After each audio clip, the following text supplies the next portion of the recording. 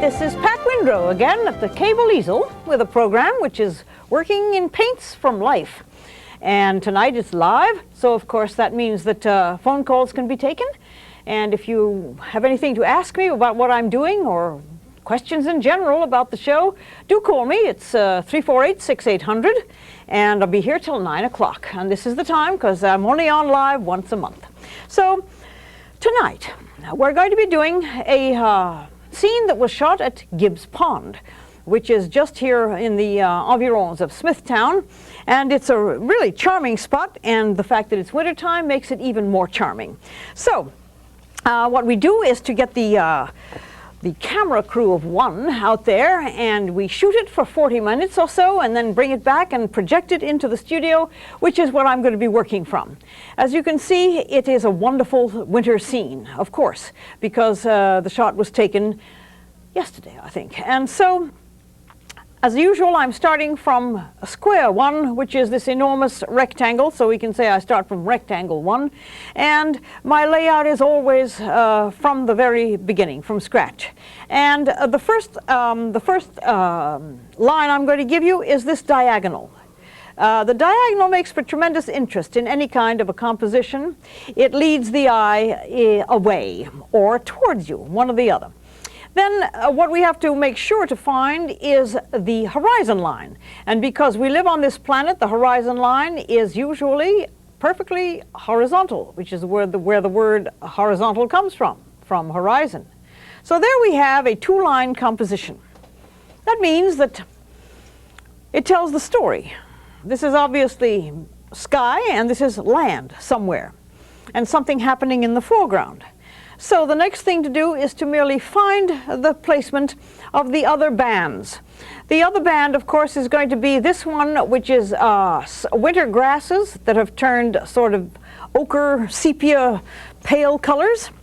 And then there is the line of trees in the distance, and they rise a little bit towards the middle with a little bit of variation. And this is the general way that I like to lay out a composition of landscape. A lot of people are intimidated by composition. They really find it very difficult to cope with, but this should be a lesson that with 4 lines, 1, 2, 3, 4, you've got the layout of a composition. Naturally, somewhere in the middle here, there is this enormous bush that interrupts the entire background that I've just drawn in. That bush is going to be an interesting motif, because it's in strange winter colors, and then of course it sticks out a little bit farther than this.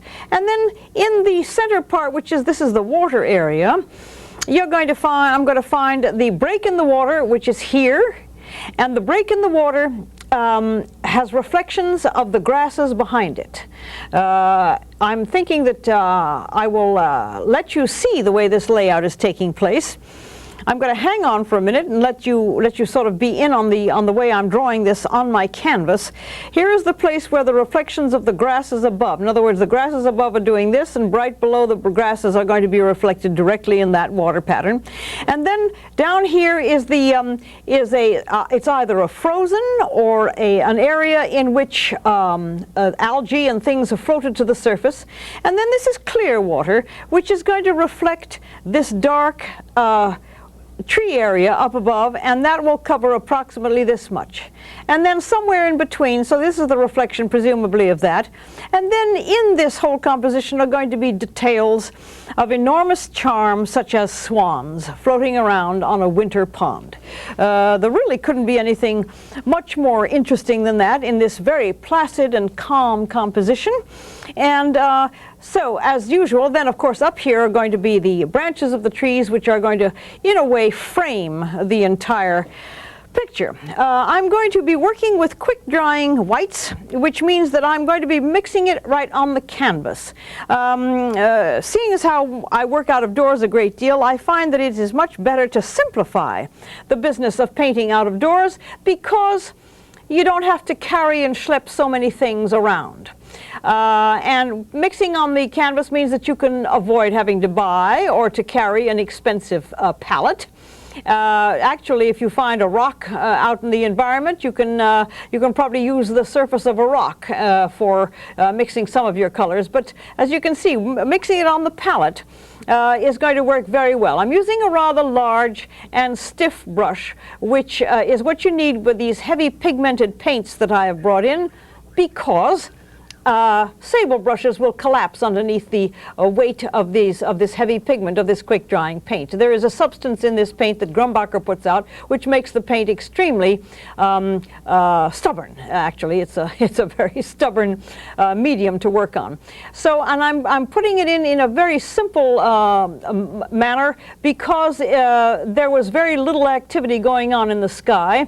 The activity was all in the lower part of the picture. But you work from back to front. Always. The furthest part away is the one that you put in first. And so the sky is the one that's blocked in first. As you can see, using extremely pale colors, it's very appealing, and it makes for a tremendous drama in a picture which is otherwise extremely placid. Painting winter scenes, of course, has always been a very favorite thing of mine. I'm really fond of the color schemes that take place in the wintertime. I love the simple color schemes, and I like the fact that painting green is not a problem, because green is an enormous problem for painters. You get the wrong greens and they're very difficult to mute, and so I think that winter scenes are probably one of the more intriguing ones, first of all to live with, and secondly to paint. All you have to do is to be willing to go out there in the environment and to probably well, if you sit in the car, you can take blankets and sit with yourself wrapped up in blankets, or you can, in fact, do what I do here for this show and go out with a camcorder, shoot your scene and bring it back and look at it on your own screen and work at leisure in your own comfort. Many times I find that working out of doors in very inclement weather sort of takes away the intrigue. You're really much more concerned with self-preservation than you are with painting anything. So anyway, 348-6800 is the number that you can call if you feel like it. And sometimes I get some interesting conversations with people who are out there watching. That's how I know that what I'm doing sometimes is being effective.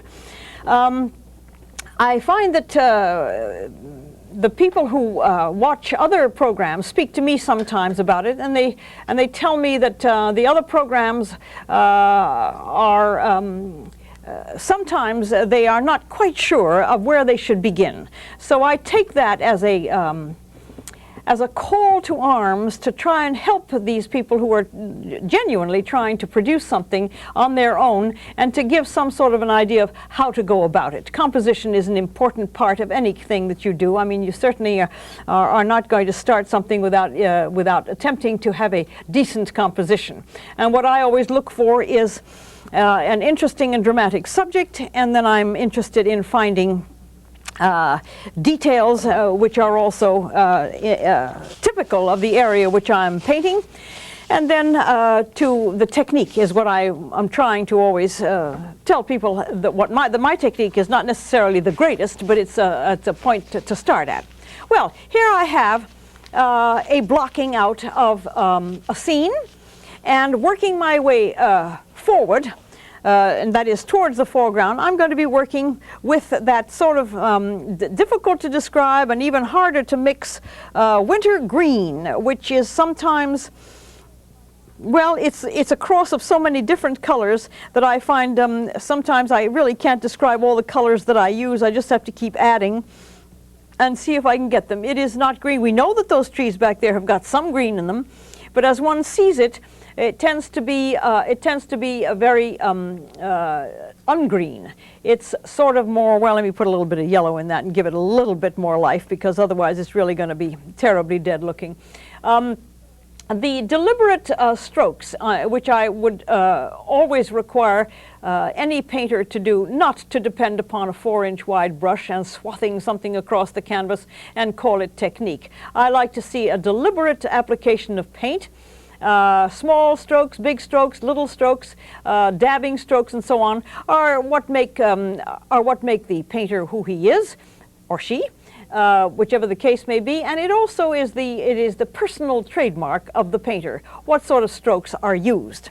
So when I'm applying this dark color, which is really way off in the distance, I'm trying to get not only a nice painterly look, but I'm also trying to get the anatomy of the trees. I have to be able to have the viewer know that I'm trying to show what kind of trees. Are they deciduous trees that have lost their leaves?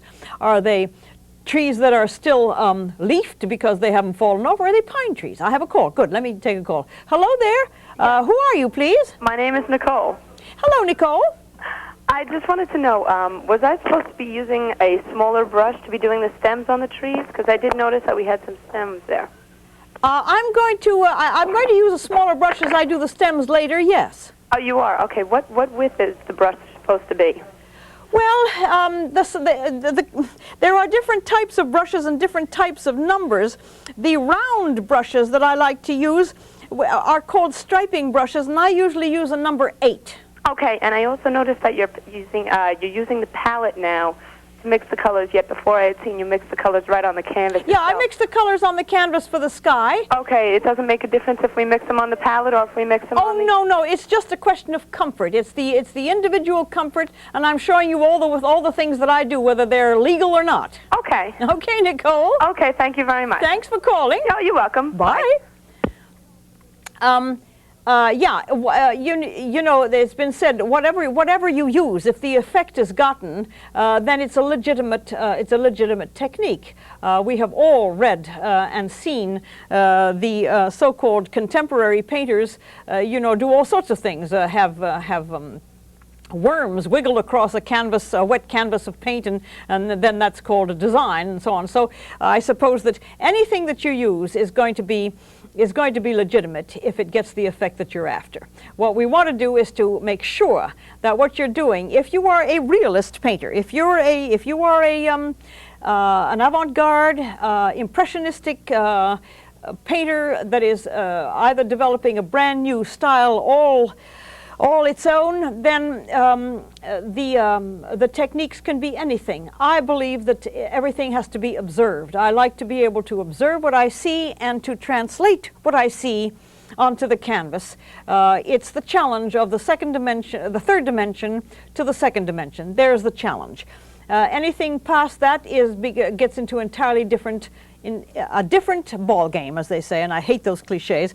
It becomes well, it's like saying apples and oranges are fruits and they're the same. Well, they're not really. And so what I try to do is to show you my techniques and to concentrate and to emphasize the need for observance rather than to work out of your head and hope that you will get what you might call a realistic landscape. I don't think that there are many people who have been gifted with instant and infallible pictorial recall, which is a very long bunch of words to say, I'm not sure that everybody can remember exactly what it is that they have seen. So I do not have it. I have not been given the gift of being able to have a camera for a memory. Okay, another call. Hello there. Tell me your name, please. Stephanie. Hello. Hi. My question is, I am a beginner, and Yeah. I would like to know what 2 brushes would you recommend for beginner and what size, because I have poster paints and a lot of brushes that I buy, they don't really work good. Well, what is your name again? Stephanie. Oh, Stephanie. Well, it's because, one expensive brush is better than 6 cheap brushes. And if you have 2 brushes of red sable, and if your parents are listening, and I assume that you're our child, a red sable brush is the one that you're going to be needing to get. And I would say that for your purposes, a number 6 round red sable, and a number, well, a number 4 would probably do you very well. Okay, thank you. Well, you're welcome. And if you want to do very fine lines, then you must get yourself a something called a striping brush. And a number 10 striping brush would work very nicely, I'm sure.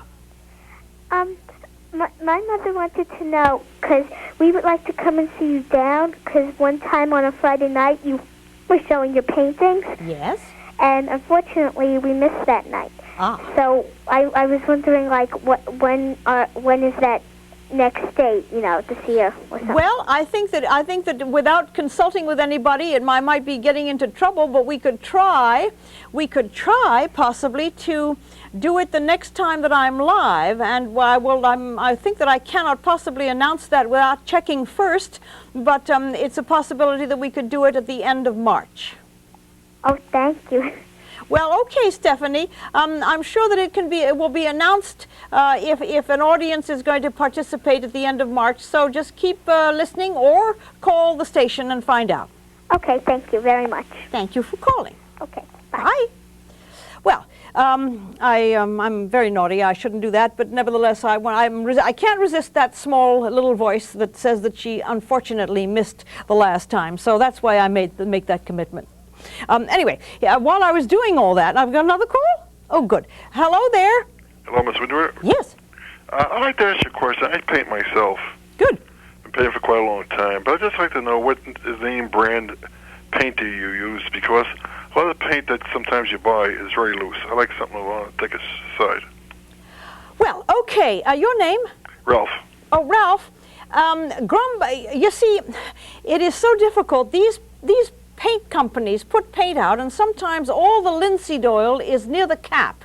Is that what you mean? Yeah, well, it's very loose. I mean, I know Grumbacher is a pretty good brand name. It's a pretty good brand name. But I understand one time you mentioned you go to Pearl. Yes, I do. What brand name do you buy there? Well, I buy, the thing that makes my paint so unloose is the fact that I use this MG Quick Drying White as the base for the pale colors, and I use ZEC, which is ZEC, which is the component for the dark colors. Where do you buy that? The same thing, Pearl Paint. And there are 2 different brands? No, it's Grumbacher, and it's called ZEC for the translucent one for the dark colors, and it's called MG Quick Drying White for the pale colors. That's a white color, though. Yeah. And that's for the pale colors? Yes, and you would mix, in other words, all tones of blues and pinks and yellows and so on and greens that are paler than dark. You would use the base of the quick drying white, and the darker colors you would use the ZEC. Okay, well, what do you use on half and half, or? You can almost determine your own recipe. I see. There is no set rule about how you do it. As you can see, I used a very thick application of this sky color here, and sometimes you can even use just a palette knife. Well, I use a palette knife also. Oh, but good. Like I say, I just don't like the idea of some of the paint is too loose. But I don't blame you. It's maddening. Yeah, it makes a mess of everything, you know. Yeah. It runs and all. Yeah, I would say that you probably would be happy if you try these 2 things. Okay, and this mixing with my colors. Yes, mix it with the colors. Okay. You'll find that it has tremendous body. And that should give it body. Yeah, okay, and you know, I mean, you were going to have to struggle to make it move. Okay, that's fine. That's not a problem. Yeah, I think you'll love it. A palette knife can move it very easily. Call me again. Yes, I did call you once before. I think I recognize you. And you had told me when I bring my paintings into your studio, but I never did. You never did? No, I got quite a bit of paintings. Well, what are you laughing at? You never showed up, man. I know. Well, you can do it. I mean, I'm not dead yet, so you can come whenever you can. Okay. Well, I'll try to make some kind of arrangement. Thanks for calling. You're welcome. Fine. Bye-bye. in the meantime, I'm working on these distant trees here and doing my little trick with the big brush to scumble them and to make that hazy look that takes place back there with these trees that have lost their leaves. We have to get the illusion that there are a whole bunch of spiny, leafless trees back here, and you don't do that unless you actually really concentrate on getting that effect. And so I'm working on this, and the reason that the quick drying white is so helpful, because I've only been at this now for about 15 minutes, and you can see that that background is now it has set so nicely that I can apply paint over it and not have to worry about picking up the color. And this great big thing that looks like a shaving brush is managing to diffuse and scumble these distant trees, because I'm concerned about focus as well as detail. And all I need to do is to just show a little bit of these tiny branches up here, that you will know that the green ones are obviously evergreens, and that these little branches that are sticking out are the deciduous trees that are still bare. These details are always important in my opinion, and they also make for a nice, authentic, realist painting. So I think that these details are important to tell you, because after all, that's why I'm here, to tell you how I do it, and whether or not it's right and whether it's appealing or not. The point is that a lot of people are interested in how I get the effects that I get, and there's nothing hidden, no secrets here. It's all very much obvious when I do it right here in front of you all. Now, way back there in the distance, there is the evidence of a bank of wonderful looking grasses, and they are still in their winter clothing. They have not popped up with green or pale yellow or anything. The sun is minimal on this kind of a winter day, and the brilliance only comes from the reflections in the water and possibly what happens on the snow, because there is snow on the ground of this scene. And you can see that putting these this distant bank of faded swamp grass, which I'm sure all it is. This is a combination of raw sienna, yellow ochre, and I have reduced it a little bit with my paint thinner, and I'm working it across the back. I love these bands of color on these pictures. They're easy to live with. They are gentle, polite colors.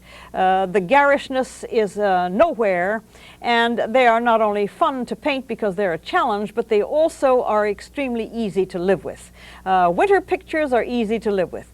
Sometimes they maybe people have a bad feeling about winter, and they don't like the cold and so on, but it really is a very restful time, and the paintings are very restful. Here are some of the dark spots that take place as grass will grow and leave little dark areas between it, and so those are going to get put on. And the reason that I keep going from one to the other so rapidly is because I have learned that my hour is up almost too soon, so I have to go from one to the other without too much interruption of my own thinking. Oh, good. There's another call. Hello there. Hi, Tell me your name.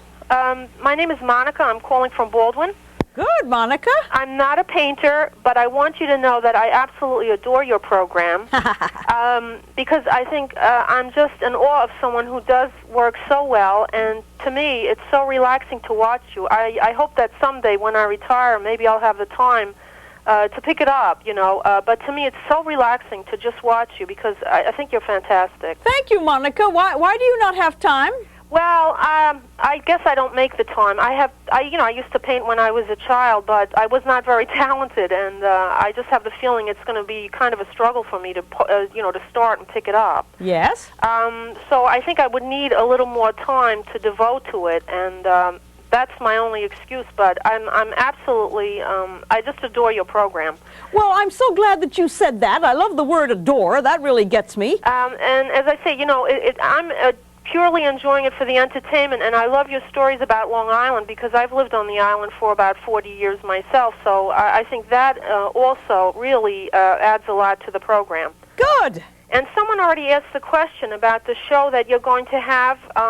Is that the show you've been talking about in the past years, because I've been watching repeats, where you donate part of it to Long Island? I donate part of it to the Nature Conservancy to buy land to Right. buy land for preservation. Is that the show that you might have in March? Well, no, this little person asked if they could come and sit in the audience in the studio here. Okay, because I would like to know about that show. I want to come and see that because I would like to buy, you know, one of your paintings. Okay, well, we usually try to arrange it in, I think that in April or May. There I Okay. go, making another commitment without checking it with other people, but all things can be changed. And the best that I can say is that we probably are planning a spring one in May or June or April, but you'll be the first to know. We will announce it. Oh, that's wonderful. Thanks. Okay, thanks so much. Well, thanks for calling. I love your program. Thanks. Bye-bye. Bye. Yeah, so the need to make time, of course, is essential. I understand that. I raised 3 boys all at the same time of being a full-time painter. So you don't have to tell me anything about making time. You really have to make the time. There is no doubt about that one. I am working on the ice part here, or whatever it is that is floating on top of Gibbs Pond. My monitor tells me that this is probably a frozen area because it has gotten rather chilly here, and it more than likely is the frozen surface of the pond, and which would be, of course, very closely related to the sky. It's a little bit darker than the sky. It has a certain gray quality to it, probably because the surface is a little bit disturbed from the whatever falls on ice and whatever slush accumulates on the top as the weather warms and then freezes again. So the weather conditions establish the color of all this.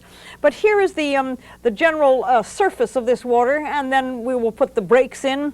Why do I say we? I will put the breaks in and the little holes of water that peek through, but we got to prepare the background, and preparing the background means that you apply the paint as close to the color as you can, and then the details come along later. There's a strip of darkness here in the middle, which is the reflection of those the ice has parted, or the algae, or whatever it might be, and here in the water is a rather dark area, but what it is the grasses directly above it, reflected in the water, and I think that you will agree that that is absolutely pure magic when you think that those grasses are reflected. Almost every blade of grass is reflected in this super calm little pond, no wind and nothing to disturb the surface of that water. So this is what happens when you go out and find these lovely local scenes and you learn an awful lot about them.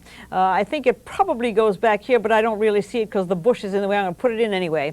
And here are those vertical reflections of the grass that you can see on the close-up. When the close-up of this wonderful technology takes place, you can see that the grasses are in fact reflected. Well, is that? I have to give it. See, the grasses are reflected vertically in this strip of reflected water here. So, if you don't agree that that is a really fascinating event, then, and that's what happens when you work from life. You can't possibly remember this kind of thing. There is no mind in the world that would ever be able to invent this. You really can't improve upon these scenes, and here they are for you, right out there for you to take, for you to find and to record. Hopefully, my show gives some idea. There's that swan. I must get that swan in there immediately. Let me find another brush and see if I can't capture him. The advent of having a live creature, being across the screen at one time is really very exciting. And he is swimming around in, it's a little bit darker, so I can't do it right yet because I haven't made the background dark enough to make any sense. So I better darken this whole thing somewhat, and give the so that the swan has a better contrast and reflection. And actually, the thing of water, this reflected water, is actually much darker than what I had, but it is the color of that grass. And here, if I can pull it off, I will put my swan in. Oh my! There, the curl of the back, and the little part of the tail that sticks out, and then the perfectly flat. And let's see if I can get the curl of the neck. It's just it's so wonderful to be able to see these things and to maybe record them. Well, oh, and then there's a reflection underneath him, son of a gun. Look at that. Is that perfect or what? And the reflection of the swan is right there in that water. So if I had a, I will probably refine this, but the reflection of the swan is really, really quite beautiful. I find that, oh, another call, good. Let me take the call. Hello there, tell me your name. Hi, this is Ron. Yes, Ron. I was just wondering if you've ever painted in the surreal style. Oh, yeah. Oh, yeah, I love surrealism. Oh, yeah, because I think that's very, very interesting painting. Oh, you bet it is. I did a show in New York in 1985, I think it was, of surrealist pieces. Would you like me to bring those in sometime? Sure, I'd love to see them. Oh, good. I think that that's probably a great fun thing to do. I'll bring in my surrealist pieces because I'm really sort of off the wall when I do them. I went to the Dali Museum in St. Petersburg in Florida. Yeah. It was just absolutely fascinating. Oh, sure. You're absolutely right. Yeah, I find myself intrigued and have been intrigued with surrealism for a long time. And I have done some rather interesting pieces, I must say. So I'll bring them in sometime. Love to see them. Good. Thank you very much. Thanks for calling. Bye. Bye.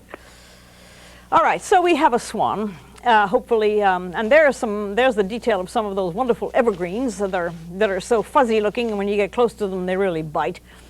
1 minute, I have a young man here with all sorts of masks and glasses and things on his ears and so on. He sticks a finger up in the air, and that tells me that there is 1 minute to a break. I suppose that's it. No?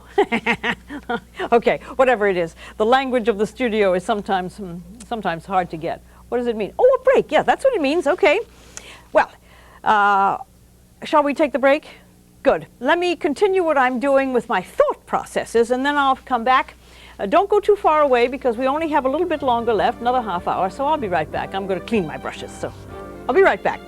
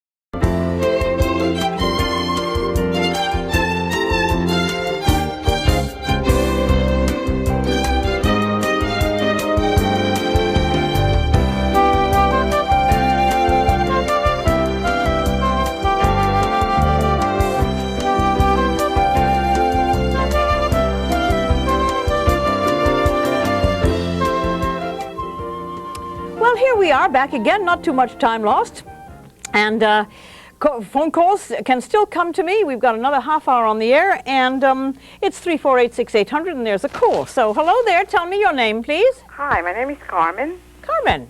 Yes. Yes. I would like to ask you a question. To paint the floral. Yes. Does it matter what brand of paint do you use, as long as it's floral? No, it doesn't matter what brand. It just matters whether or not you've got what I call the glamorous and exotic colors in your box. I see. You know, there are colors that are more successful for flower painting than the ordinary spectrum red and yellow and blue and so forth. They are very glamorous colors. Have you run into them? No. Which are those, if I may ask? Huh? What are they? Yes. Well, I tell you, I can give you a breakdown of them, but I have prepared a list of paints to buy for a complete palette, and if you write to the station, they will send you one. But in the meantime, the most important color, in my opinion, for flower paintings are the roses, and there is one called phthalo rose, and another one called geranium pink or geranium red, and you really can't paint flowers without those. I see. That's phthalo rose? phthalo rose and geranium red. Then there's also phthalo violet and all those phthalo colors. I call them glamorous and exotic colors because your palette can live without them, but not for flower painting. I see. And the second question is, can you mix two different brands of color as long as it's flower colors? As long as it's all oil-based, yeah. You could, In other words, can you mix different brands? What? Two different brands? Oh, sure. Oh, I see. Oh, yeah. They all have a base of linseed oil. Oh, okay. Oh, sure. Thank you. You just don't mix acrylics with oils and watercolors. Oh, I see that. I know. You know that. Good. Oh, thank you. I love your program. Thank you, Carmen, for watching. Thank you. And thanks for the call. Bye-bye. While I was talking to Carmen about flowers, I was painting cold water, which is the sort of magic about this whole program here. I can talk about one thing and do something else. It's almost like being a circus performer. Anyway, here's the reflection of the sky in this area down here. It's almost the same color as the slushy part above, which I have not on which I have as yet to put the flotsam and jetsam and holes in the, let me do that while I'm talking about it. The holes in the ice with all those things that are floating on top have to be done with observation. I don't really know what those holes have, but they are sort of dots and they're little disturbances. So they may be things in the ice which have got to be attended to. Whether you understand what they are or not doesn't matter. You put them in there. First of all, it makes for nice texture, and secondly, it makes for the mystery of this thing. I believe that they are all sort of vertical, and they are more than likely some condition on the ice. If I were there, I'd probably go down to the bank and see if I could find it and see whether or not I could decipher it. But in the meantime, you do what you can with the general look of it, and you imitate the sort of texturous feeling about it. The calm water down below here has got some wonderful reflections in it too of those trees in the distance that are all upside down in the water. And here is picking up some of that wet oil color from the green that I put in, and it gives you the look of the blending that takes place when the water is reflecting things. That's what makes this kind of painting so intriguing to me, is the subtleties and what you learn when you're out there doing this. You find out all about things like upside down trees and about how the top of ice has got strange texture on top of it, and that simply is not possible unless you're out there observing it. So let's see about these upside down trees and see if I can decipher it. The fact that the oil is now a little bit wet means that this is going to blend rather nicely, and there is a much larger area because this dark tree up here is being reflected in this calm body of water. I've never understood why the reflections go so far down and come so close to the foreground, but they do. And here it is, preparing this calm body of water with the quick drying paint first enables me to be able to blend these trees rather effectively. It's a technique which everybody can do. All you have to do is to be shown. I was never shown. I've taught myself, but I would have been probably too obstinate to listen to anybody else. Oh, good. Here's another call. Let's take the other call. Hello there. Hi. My name is Robin. I'm calling from Brentwood. Brentwood? Yes, hi. Hiya. I love your show. I really do. I watch it whenever it's on. Thank you. And I'd love to start painting myself, but I have 3 small children, and it makes shopping very difficult. And I'm wondering whether there are any mail order companies that I might use to select my supplies from. Oh, I tell you, I do believe that my favorite paint company called Pearl, which is on Canal Street in New York or in East Meadow, Long Island. Okay. Please call them up and ask them if they have a list of supplies that you could call in and they will mail it to you. I'm sure that they have a service. Oh, that's great. It's absolutely essential, I think, that they would have that service. Great, great. Also, I'd like to know, a couple of years ago, I remember you had a show dealing with portrait painting. Yeah. And I'm wondering whether you'll have any more shows dealing with portraits. Well, I always like to do that, and it's, and I think I painted Santa Claus here once, And I really like to do that. It is difficult to get people who are to be willing to sit. Oh, I see. Yeah. And it takes such an enormously long time. Yeah. But I think that that's probably an excellent idea. I'll probably try and plan it so that I really can, you know, deal with all the phases of painting. Yeah, that would be you're great. right. You're Okay. right. Well, thanks a lot. I have to do it. Okay. Okie doke. Bye bye. Bye-bye. Well, the reflections, of course, are what make a painting or break it. You have to. You can't possibly do. I have seen some of the other programs where they do reflections in the water, and they put some brush on, they pull it down, they say, well, that looks pretty good. Well, I'm interested in finding out whether or not that tree that I have just painted is actually properly reflected. That's what I'm interested in. So I'm just a pill, and I insist upon having a certain amount of authenticity to it, and I want to make that. I want to make it absolutely clear that is the tree I am painting and reflecting in the water. Okay, well, time is wearing out. I got to get to this great big bush here, which is, of course, an enormous dark thing. It's an event that is taking place in the foreground of this painting. It's extremely dark. It's probably burnt sienna or raw sienna in its purest form. It is a bush of large proportion, but it's also invading and interrupting some of my background. I'm going to put it in, and then I'm going to probably try and work out the details of all those very sharp and spiky branches that are sticking out of this huge, wonderful pond side thing, which probably may be forsythia. I'm not sure. I don't think that forsythia turns this very dark sepia tone, but I wouldn't swear to it. So maybe in the spring I shall go by Gibbs Pond and see whether or not this great big bush is in fact forsythia. But here is, once again, I've reduced the paint to a very loose consistency. It's almost like ink at this point, to try to get those sharp, spiny branches sticking out. When the brush doesn't work, it's a pain. I've got to get those branches sticking out, because that's one of the interesting things about this dramatic event over here, namely this great big dark and mysterious bush that is occupying such a large part of the left side of this composition.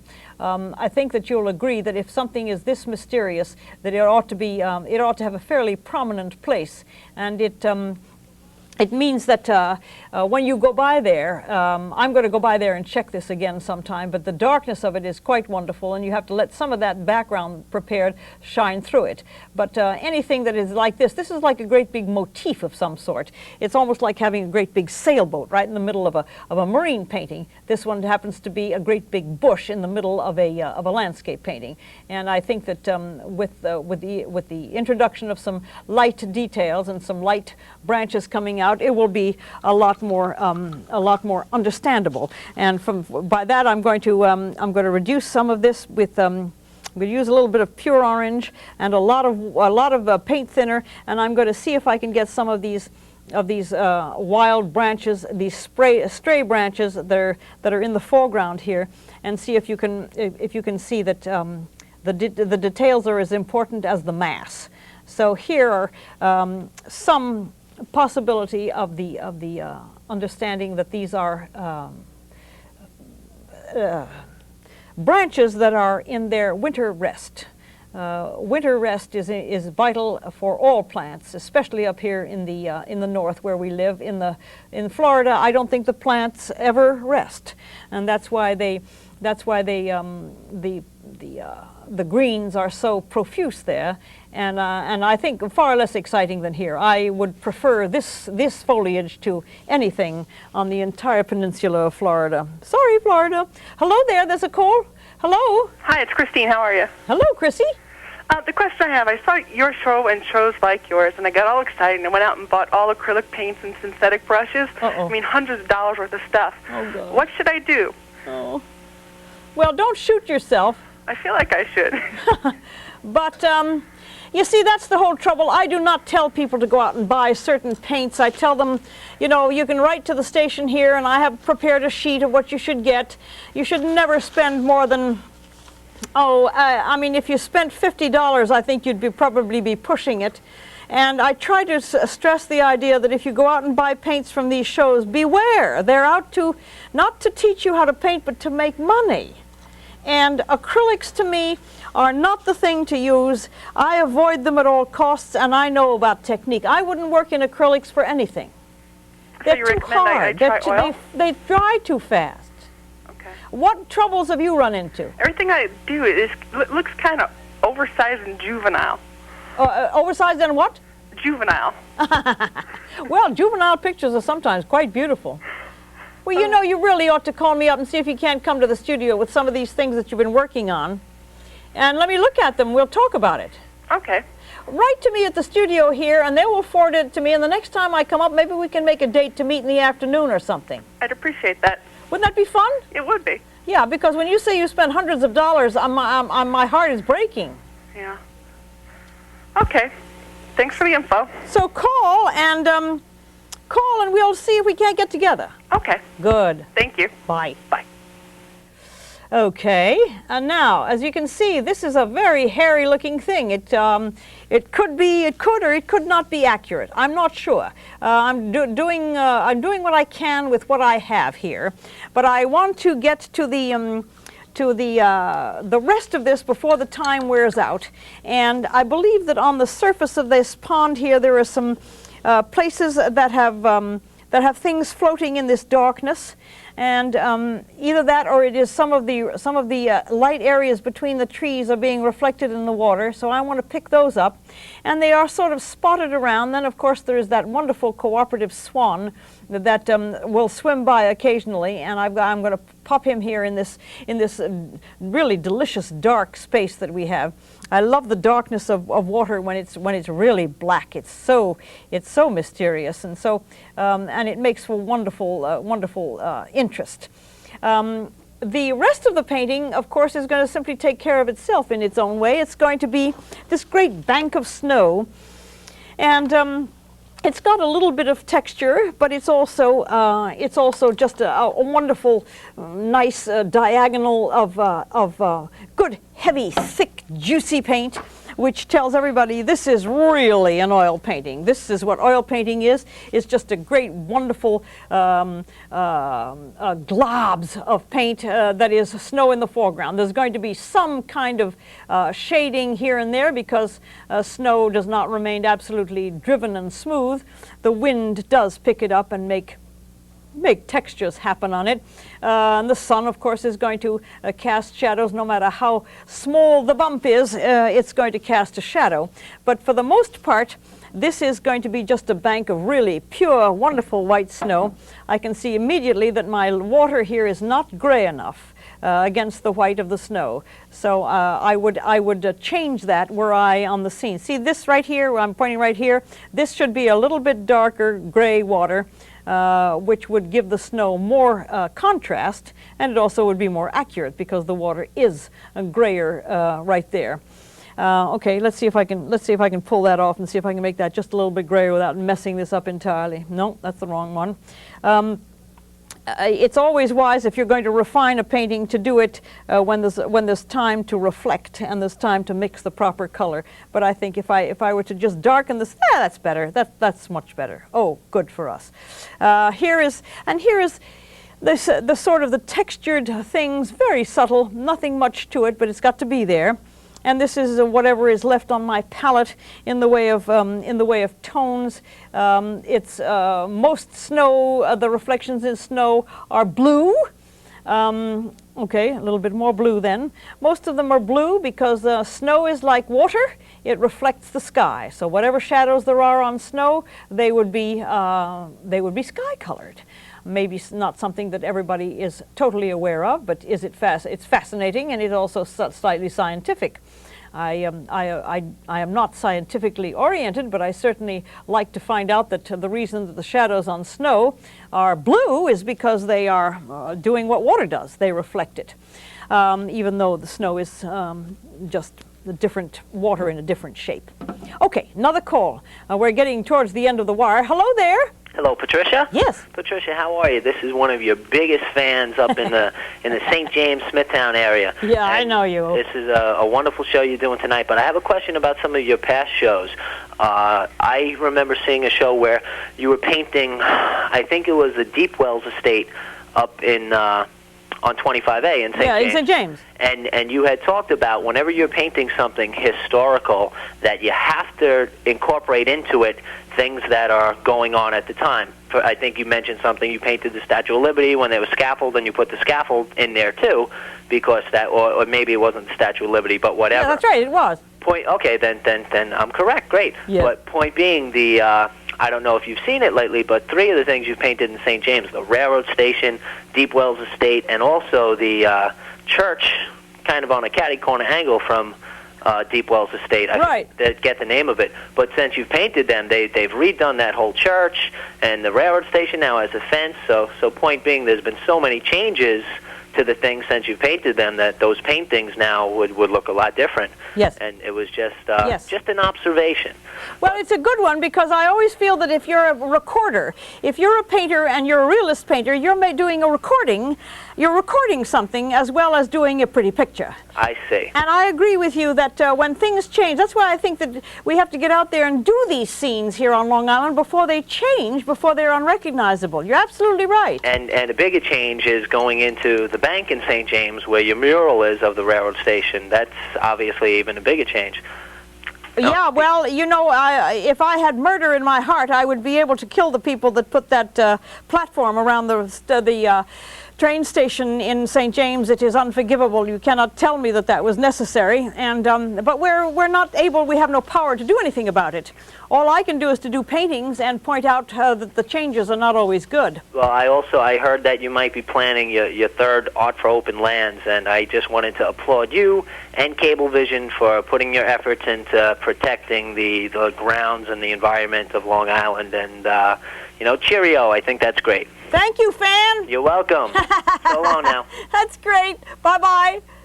Well, yeah, he's right. You know, he's right. I think that anybody who is in this general area and who remembers the charm and really the landmark beauty of the St. James Railroad Station, that thing has been put up. I don't know anybody who thinks it's a good idea. Most people are appalled by it, and the one in Stony Brook is another unforgivable piece of work that will never be better now. They've taken all the trees down, they've put up this ugly station, and they have made very little effort to landscape it. So let us all beware. Let's just be really aware of the dangers of losing what it is that we moved here for. We moved here because there was something aesthetically appealing about the place, and right before our eyes they change it. And that's not acceptable behavior. And I'm doing the tiny bit that I can, just a little tiny bit, to see if we can't get people to be a little bit more conscious of the fact that they'd better say what there is here, otherwise gone forever. Another call. Good. Hello there. Hello, I'm David. I'm from Smithtown. Oh, good. And I'm not a painter, but I just enjoy your painting so much. My wife and I sit and watch you every time you're on. Good. And what's your name? David. It's David. Good. And we've been over to the pond that you're painting now, Gibbs Pond, so many times. We live in Smithtown. Uh-huh. And I watched you paint that church in Seatucket.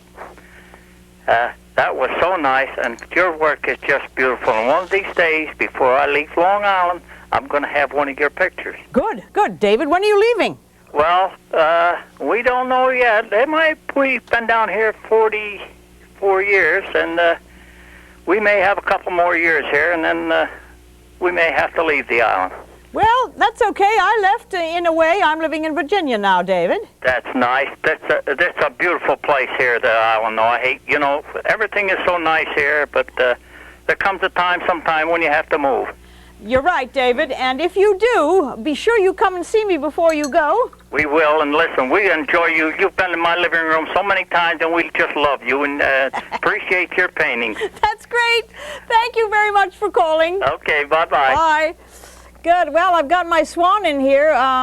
We have a director here called Pete Kohler, and we have a crew of people who are just taking pictures of all this, and they're really rather amazing. And I started painting the swan, and guess what? He gets in there and he projects that little swan on my detail screen, and I'm able to go back and use it for reference, and it's just, you know, it's just really great. This show is a technical nightmare sometimes, because of the fact that I jump from one thing to the other, and there's really no way that they can anticipate what I'm going to do, but they do. Look at that swan. Is that remarkable? Well, anyway, here we have a 1-hour study of a rather remarkable, placid, lovely spot just right here in our viewing area. We're going to be going a little farther afield because we're now Channel 1, and that means that we can go scooting about on the east side and find places that are going to be familiar to the people out there. But as I was just saying to David here, who called, and to the people who say that they like the program, it's because I can actually, you know, be your eyes and tell you that we are got to be real careful to not lose all this stuff. Let me take that last call. Hello there. Tell me your name. Hello, my name is Patricia. Patricia? Yes. That's my name.